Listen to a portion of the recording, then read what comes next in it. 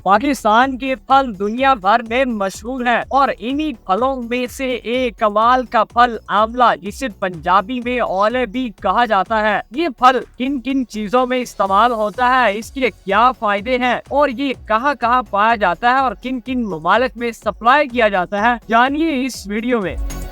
नाज़रीन, पाकिस्तान की एक ग़िज़ाइयत भरा फल इसे कहते हैं आंवला और पंजाबी में इसे कहा जाता है औले। ये आप देख सकते हैं, ये फल इसके बाग के अंदर में मौजूद हो और ये जिला ओकाड़ा की तहसील रीनालाखोर में मौजूद है, जिसे बागात का शहर भी कहा जाता है। नाज़रीन, इस फल के इतने फवायद हैं कि आप सुनकर हैरान रह जाएंगे। आप मुख्तलिफ कंपनियों की और मुख्तलिफ शैम्पूज वगैरह की आप मशहूरी देखते होंगे, जिसमें बताया जाता है कि आंवला पाया जाता है।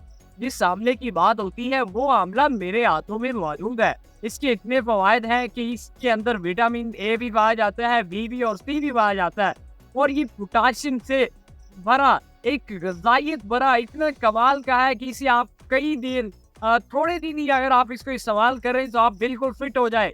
इसका अचार बनाया जाता है, इसका मुरब्बा भी तैयार किया जाता है और यहाँ के मुकामी लोग इसको सालन की जगह सब्जियों में भी इस्तेमाल करते हैं और खाते भी हैं। आप नाज़रीन, कभी आपका चक्कर लगे रीनालाखोर में या वैसे भी अगर आपने ये फल नहीं खाया, अगर आपको इसके बारे में नहीं पता, तो आप जरूर टेस्ट कीजिएगा। और इस बाग के अंदर में मौजूद हूँ, इस बाग का व्यू मैं आपको दिखाता हूँ। ये देखिएगा, ये वही आंवले का फल है, ये मेरे पास साथ मौजूद भी यहाँ से गिर रही है। अच्छा, ये थोड़ा सा आगे आइएगा मेरा कैमरा में, ये लगे हुए और इस दरख्त के ऊपर मनों के हिसाब से ये आंवला लगता है। ये देखिएगा, यहाँ से इसी तरह किसान इसे उतारते हैं, इसको पकाते हैं और फिर मुख्तलिफ दुनिया भर की मार्केट्स में ये भेजा जाता है।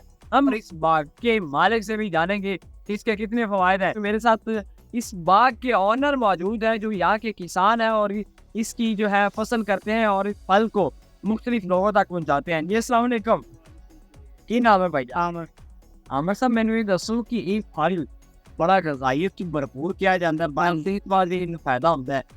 इन पंजाबी विच की कहंदे ने वाला जी, इन पंजाबी च की कहंदे ने, किते किते इस्तेमाल होंदा है? ये ताकि तो आम ही आंदी है, वो खरीद के लैके जानी चाहिए। अच्छा, ये जेड़ा औला हैगा जी, ਇਹ ਕਿਹੜੀ ਚੀਜ਼ਾਂ ਵਿੱਚ ਇਸਤੇਮਾਲ ਹੁੰਦਾ ਹੈ ਖਾਣ ਵਾਸਤੇ? खाने वास्ते जिन्ना मुरब्बा ही बनता जी, चार भी बनता जी, शैम्पूआं च इस्तेमाल भी होंदा जी। ਅੱਛਾ, ਇਹ ਬਾਗ ਕਾੜਾ ਦੇ ਵਿੱਚ ਰੀਨਾਲਾ ਵਿੱਚ ਹੀ ਮੌਜੂਦ ਨੇ ਜਾਂ ਹੋਰ ਕਿਤੇ ਵੀ ਮੌਜੂਦ ਨੇ? ये और भी है सैना भी है। ਅੱਛਾ ਜੀ, ਇਹ ਇਸ ਬਾਗ ਵਿੱਚ ਕਮ ਸੇ ਕਮ ਕਿੰਨੇ ਪੌਦੇ ਪਾਏ ਜਾਂਦੇ ਨੇ ਜਿਹੜੇ ਤੁਹਾਡੇ ਕੋਲ? ये साडे को है 30 के पौधे है जी।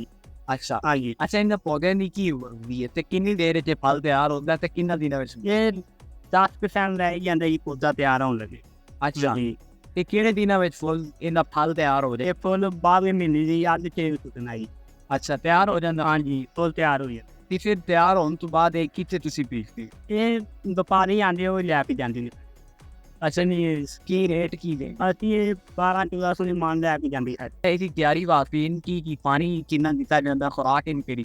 ਪਾਣੀ ਘੱਟ ਹੀ ਇਸਤੇਮਾਲ ਹੁੰਦਾ ਹੈ।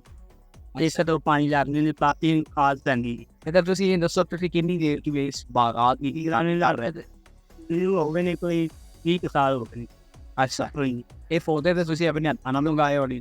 ਨਹੀਂ, ਮੇਰੀ ਇਹ ਇਸ ਵੀ ਪੁਰਾਣੇ ਨੇ। ਇਹਨਾਂ ਦੀ ਉਮਰ ਕਦੋਂ ਤੱਕ ਕਿੰਨੀ? ਸਿਰਫ ਜਿਆਦਾ ਹੁੰਦੀ ਉਹ ਬਸ 50 ਸਾਲ ਦੀ ਹੋ ਸਕਦੀ ਹੈ। ਅੱਛਾ, ਤੇ ਫਲ ਸਾਲ ਵਿੱਚ ਕਿੰਨੇ ਦਿਨ ਇਹਨਾਂ ਦਾ ਜਿਹੜਾ ਨਾ ਬਿਲਕੁਲ ਹਰੇ ਭਰੇ ਨੇ ਜਿਹੜੇ ਫੁੱਲ ਤਿਆਰ ਹੋ ਗਏ? ਇਹ ਬਸ ਇਹ ਬਾਅਦ ਵਿੱਚ ਇਹਨਾਂ ਤਿਆਰ ਹੋਣਾ, ਉਸ ਤੋਂ ਬਾਅਦ ਇਹ ਪੱਤੇ ਝਾੜ ਲਾਂਗੇ ਤਨਗੇ ਜਾਂ ਕੋਈ। ਅੱਛਾ, ਇਹਦੇ ਫਾਇਦੇ ਕੀ ਨੇ? ਤਾਂ ਦੇ ਬੜੇ ਪੈਸੇ ਨੇ। ਕਿਆ ਜਾਂਦਾ ਵਿਟਾਮਿਨ ਏ? ਹਾਂਜੀ, ਸਾਰਾ ਕੁਝ। ਅੱਛਾ, ਤੁਸੀਂ ਵੀ ਇਹਦਾ ਅਚਾਰ ਵਗੈਰਾ ਡਾਲਦੇ ਹੋ ਇਹਨਾਂ? ਹਾਂਜੀ ਚੱਲ। ਅੱਛਾ, ਅਚਾਰ ਤੇ ਹੋਰ ਕੀ ਪਾ? ਚਾਰ ਦੇ ਅੰਬਾਂ ਦੀ ਅੱਛੇ ਆਗਲੀ ਜਾਤੀ ਪਾਲ ਕੇ ਜੀ। ਅੱਛਾ, ਜੀ ਇਹਦਾ ਜ਼ਾਇਕਾ ਕਿਸ ਤਰ੍ਹਾਂ ਦਾ ਹੁੰਦਾ? ਜਿਹੜੇ ਬੰਦੇ ਨਹੀਂ ਖਾਦਾ ਤਾਂ ਕਿਸ ਤਰ੍ਹਾਂ ਇਹਦਾ ਜ਼ਾਇਕਾ ਹੈ, ਕਿਸ ਤਰ੍ਹਾਂ? ਠੀਕ ਹੀ ਰਹਿਤਾ ਜੀ, ਬਹੁਤ ਅੱਛਾ ਰਹਿਤਾ ਜੀ। ਜ਼ਾਇਕਾ ਹੁੰਦਾ। ਇਹ ਤੁਸੀਂ ਸਿਰਫ ਕਾਸਟ ਕਰੀ ਨਾ ਬਾਗਾਤ ਦੀ ਕਰ ਲਈ ਜਾਂ ਦੂਸਰੀ ਫਸਲ? ਨਹੀਂ ਬਾਗਿੰਗ ਕਰਦੇ? ਤੇ ਅੱਛਾ, ਇਹ ਤੁਸੀਂ ਕਿਤਨੇ ਖਾਈ ਹੋ? ਸਾਰੇ ਲੋਕ ਹੀ ਸਰਦੇ ਹੋ ਜਾਂ ਕਿਤੇ ਗੱਲ ਕਰ? ਮੈਂ ਸਭ ਲਾਈਕ ਅੱਛਾ, ਖਾਈ